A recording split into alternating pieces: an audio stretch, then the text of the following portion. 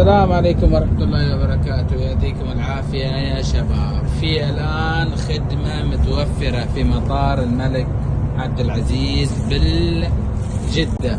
أي واحد يجي من مطار الملك عبد العزيز جدة يبي يجي الحرم، يجي الحرم مجانا. في باصات ذهاب وإياب مجانا، يمشي كل ساعتين أو كل ساعة تقريبا حسب الجدول. اللي يبي يركب قطار الحرمين السريع فيه، واللي يبي يركب الباصات، هذه الباصات مجانا. أما القطار بفلوس، ذهاب وعودة. تخلص أعمال العمرة تيجي مواقف كدي وتركب وتروح إلى مطار جدة بالمجان. أنا الآن جيت بالمجان، وهذا الباص مشى لحالي فقط لا غير، لأن الناس كثير ما عندها المعلومة ولا تدري أبدا، ولذلك الباصات موجودة.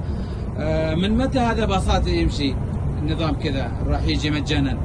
هذا ممكن قبل 20 يوم. قبل 20 يوم؟ ايوه قبل 20 يوم هو يبدا رحله مجانا، صح؟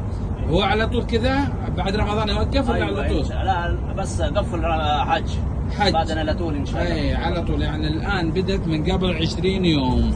يعني اهل الرجبيه، اهل العمره الرجبيه اللي بيجون عمره ذهاب واياب عن طريق المطار